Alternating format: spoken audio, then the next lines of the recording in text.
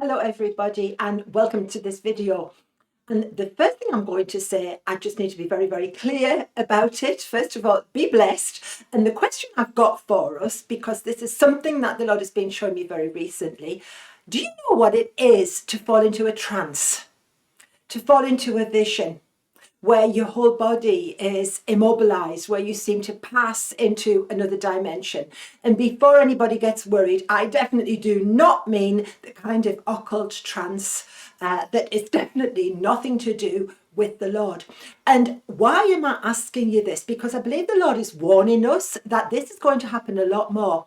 And I wasn't in a trance, if you like, but very recently I had a kind of vision. And it took me a while to puzzle out what it was that it meant. Never abandon on the first attempt. If you don't understand what your picture or your vision means, ask the Lord, and surely and certainly He's going to explain it to you. And if you haven't noticed, we're in a completely new season. We might say in English, it's a completely new ball game. And we're navigating that new season. And we're not the first ones in the history of the church to have to navigate something that is new. And what happened to me was very indicative of what is going to happen to quite a few of us. So are you ready? And what I saw were four angels.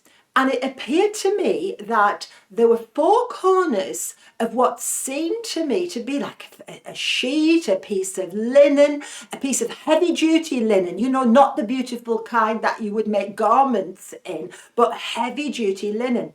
And the angels, one angel was on one corner, the other three on the other corners. And I was watching as those four angels began to shake what appeared to be this piece of cloth or this sheet, and I wondered, and I thought, what on earth is that? And I could see there were dusty bits on it, and there seemed to be husks of grains and so on. And finally, when they were satisfied, what they did, they folded it up neatly and put it with a lot of other places where there were stored similar sheets, similar pieces of cloth for future use, almost like ladies, you might know what I mean, linen presses where our mothers, where our grandmothers would put the linen to keep it proper and in good condition for future use. And I thought, what on earth, Lord, is going on now? And I thought, could it be a tablecloth? Is it to make garments? What is this about? And I was dwelling with this in front of the Lord and saying, Lord, what is it that I am seeing exactly here? And he took me back to the Apostle Peter.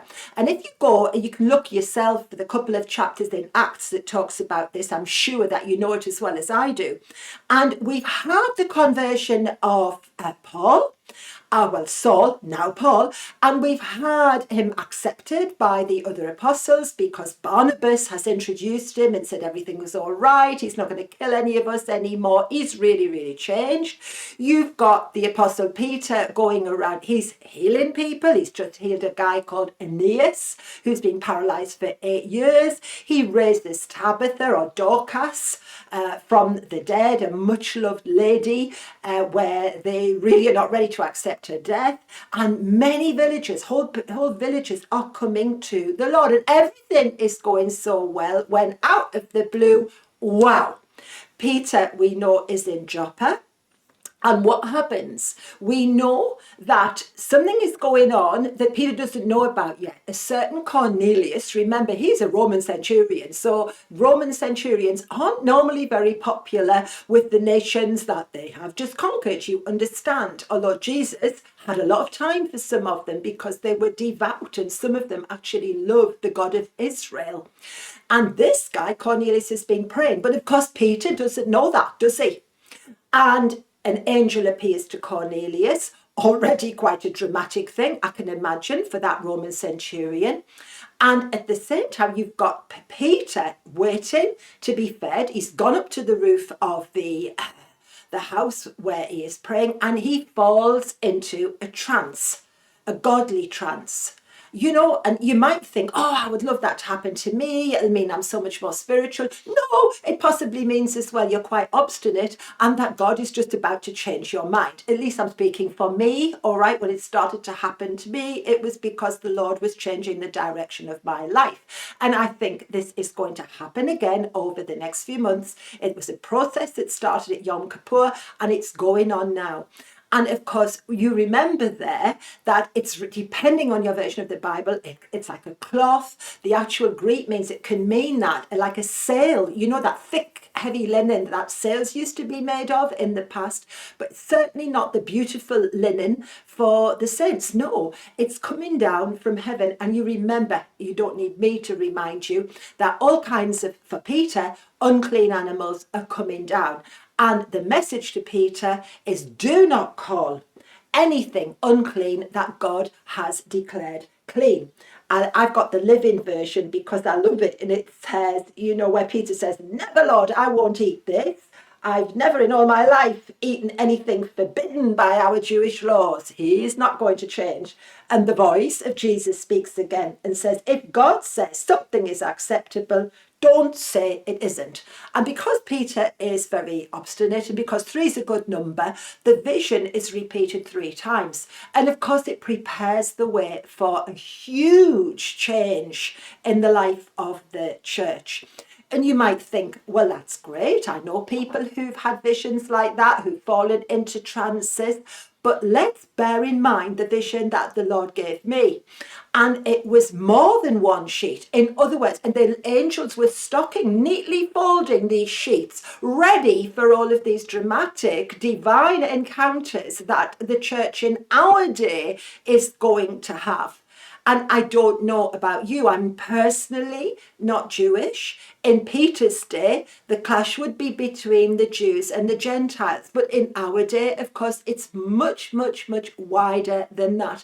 And in places where we don't want to change, where we think, oh no, we couldn't possibly accept certain things, the Lord is coming to change our minds. And these angels are busy piling up, let's say, your turn to fall into some kind of a vision or a trance, which will help you to see the direction. And the direction to Peter, when Cornelius sends the messenger, it's go with them without hesitation. And Peter very humbly accepts the invitation to go back, and he says, I can't block what God's done.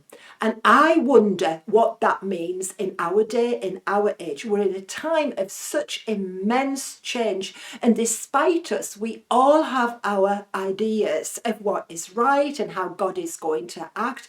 But I have a sense that over the next few months, things are going to change dramatically.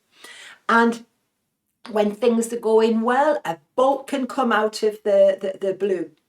It will change ministries, it will change directions, and the Lord is going to show the way. So this is going to be a very short video. You know the story. Just read in Acts chapter 10 what happens to remind yourself. But whereas we've always seen that as the act of God to convince the Jewish apostle Peter that the Gentiles are now part of the ecclesia, something is happening in our day. You don't have to be Jewish. Most of you are probably Gentiles. It's got nothing necessarily to do with that. It's more what I felt the Lord was saying. There are some divine encounters coming that I have set up where I have seen people who don't know about me but who love me, and you're going to hear from them. They are going to get in contact with you. What will you do? Will you say, oh no, I couldn't possibly be seen in the company of those people, or not? And to each of us will be a different challenge. It depends which nation you are in. It depends what your background is. Perhaps it depends on your culture, your denomination. But when God says, don't call unclean something that I have accepted, can we not learn to flow with the mind and the heart of God, because through that so many more are going to be brought into that huge end times harvest. And I can't afford for my opinions, my prejudices to get in the way of that. Do I know what it means for me?